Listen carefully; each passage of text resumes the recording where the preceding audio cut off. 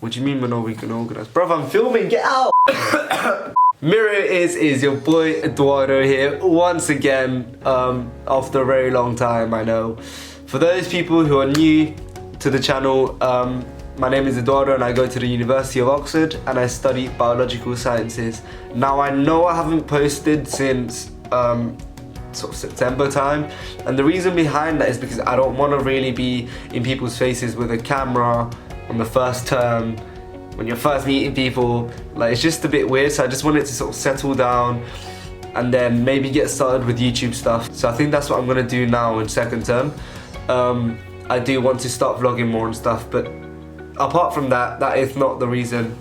Lisp. That's not the reason as to why I am filming this today. As many of you may know, it is Oxford, I think Cambridge had their interviews already, so it's Oxford interview season. For many people who have probably already done them, they will know how daunting the experience can be, and I just sort of want to share my experience and maybe give a few tips about it. I do want to make it clear, I don't think I want this channel to be like fully like a study YouTuber's channel, because me as a student, I'm not your usual really organised, loads of revision methods type of student YouTuber, because literally like anyone that knows me during sixth form knows I was the messiest person, most unorganised person ever, which I am trying to fix up at uni because it's sort of like more independent and stuff. But yeah, in terms of my vlogging at Oxford, I did film a video during the term, sort of like a day in the life thing, but I didn't like the way it came out, so I wasn't too sure if I wanted to post it or not. If you guys want to see it, then just let me know in the comment section below or message me on my social media, which will be in the description. But essentially, I want to show the social side of going to university at Oxford. I feel like that might be a missing piece in current sort of university student YouTube channels. I want to start doing more societies in second term. In mine, I have sort of like starting, I'm part of the football team, college football team, so I might want to start a series with that, sort of like showing matches and like doing like football challenges and stuff with people in the football team, which I think would be pretty cool. But once again, if you guys do want to see other things, then feel free to leave suggestions. But yeah, the main reason as to why I'm making this video currently is because it is Oxford interview season. I want to share sort of my experience with interviews.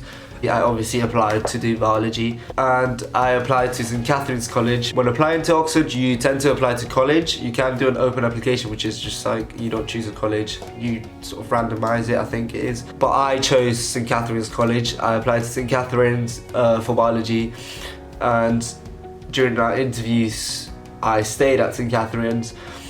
Had one interview at St Catherine's, I had two at Pembroke. The reason as to why I had sort of second interviews at another college, just the way courses tend to go in Oxford, people tend to be interviewed at multiple colleges, so that you get sort of like a more all-round view from different academics about your ability. So let's start with my St Catherine's interview. So when I first got my interview, obviously really hyped and stuff. When I was preparing for it, people were telling me to sort of be yourself, and I took that really literally,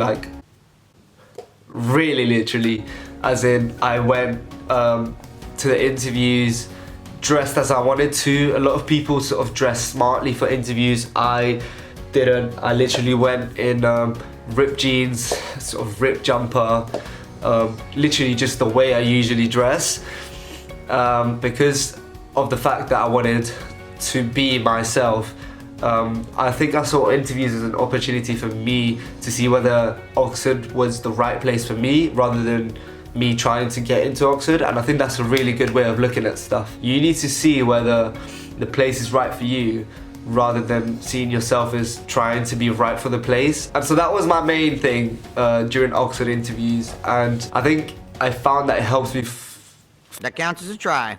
Find sort of like a calm version of myself going into interviews, as in I didn't go in being too nervous. Obviously I was nervous, everyone's going to be nervous, but I wasn't as nervous as I would have been simply because I wasn't putting that extra pressure on myself of I need to get in. My first interview was my St. Catherine's interview. I've had the 3 tutors that I've got now.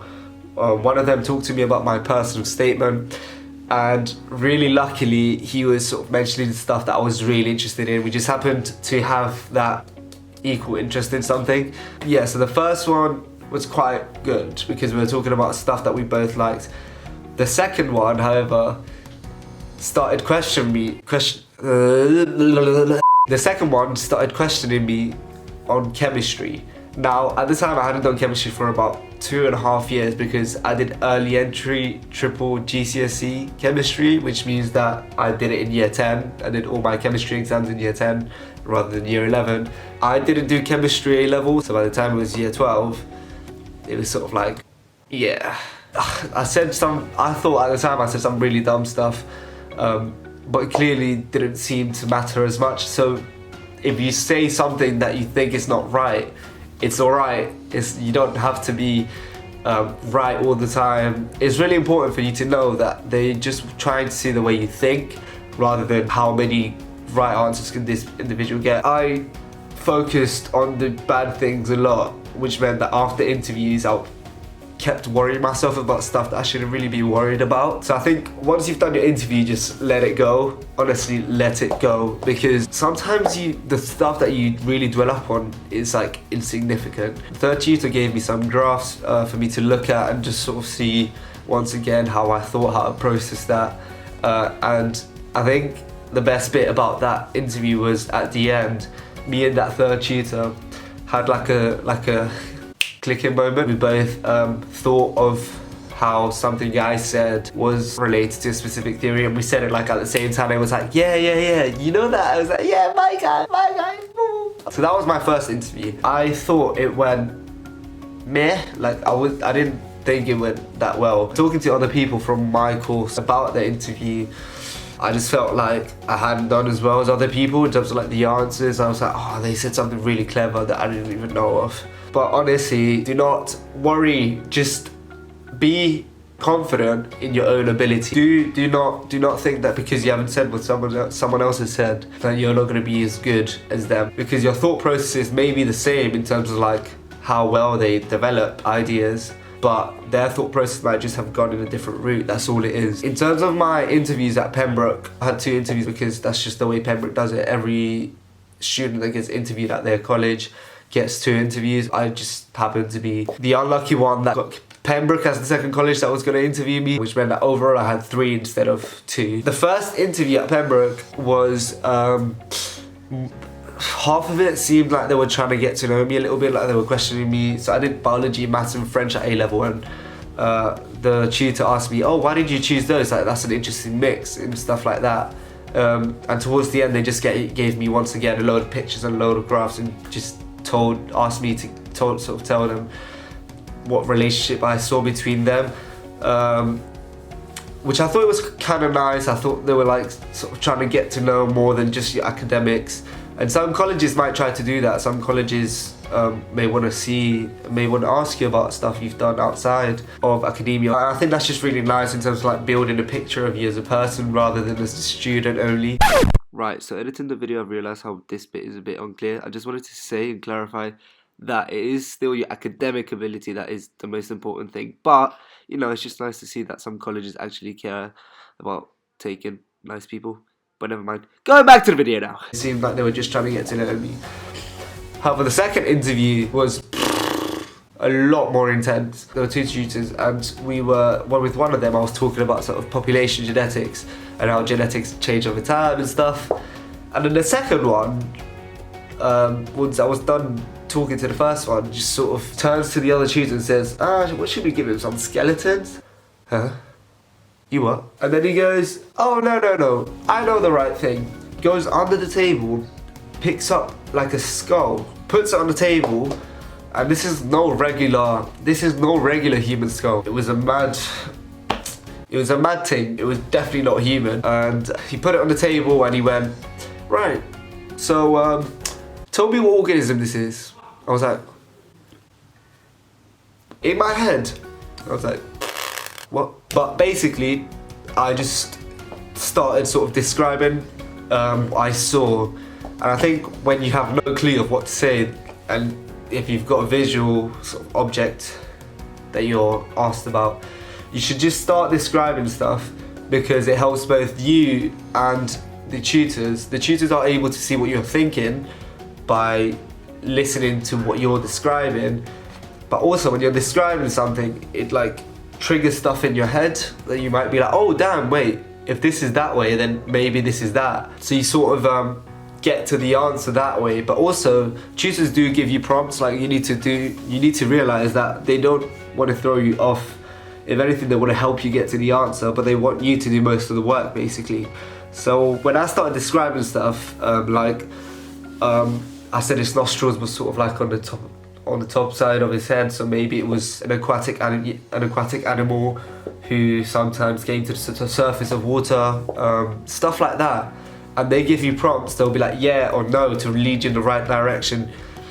In the end, it turned out to be a dolphin, so it was a dolphin skull. And when I found out, and when I said, oh, is it a dolphin? And they said, yeah. I went, oh! And they went, why did you react that way? We want to know a bit more about that. And then I just started saying how it made sense it was a dolphin, because dolphins tend to use sort of ultrasound waves or something similar to that in order to find out how far away they're from objects, rather than their vision. Like their vision is really poor. And it made sense to me because the back of the cranium was sort of flat, which meant that the occipital lobe, which is the sort of the part of the brain which is in charge of vision, was not as developed as it is in other animals, or like us. Clearly we've got quite like a round shape. But anyway, that's too much biology. I think that reaction very clearly showed sort of passion for the subject, and that is a key thing. If you're applying to Oxbridge, these tutors have chosen you to come to interviews because you're passionate about the subject. So just show that passion for the subject. To me it was that. To me it was realizing how two things link together. Other people may do it in different ways, like talking about books they've read and stuff. So that one, even though it was a really, really, really hard interview, it was probably the most enjoyable one out of the three. The most important thing is for you to be genuine. If you're going to show your passion for something, you shouldn't be forcing it. It should just be a thing that's coming out. And I think that forms part of whether Oxford's the right place for you, because if the course is not right for you, then neither is the place, if that makes sense. A large number of people feel like it's necessary to get into Oxbridge to be successful. Just because you don't get into Oxford and Cambridge does not mean that you're not smart or that you're not capable of being successful. Oxbridge is just one of the many routes available to get to the place you want to be. I know many people who got way better grades than I did, and they didn't get into Oxbridge. And I did. So that just goes to show it's simply one of the many routes available to a certain end goal that someone might have. Good luck to anyone who's got any interviews left, and well done to anyone who's got through any interviews or even just applied, because many people can't even bring themselves to doing that just because of how scary the process can be and how emotionally draining it can be. So well done to anyone who applied to Oxbridge this year, who did an interview this year, who did an exam this year. Honestly, big things are coming your way. Thank you very much for watching. Once again, please, if you want to see specific things on my channel, do let me know in the comments below and I will consider it. If you want to see that vlog that I filmed, do let me know as well. Leave a like, subscribe and turn post notifications on. Because I promise you I am going to start posting more, I promise. But thank you very much for watching once again. Love and peace. Don't like the trim, I beg.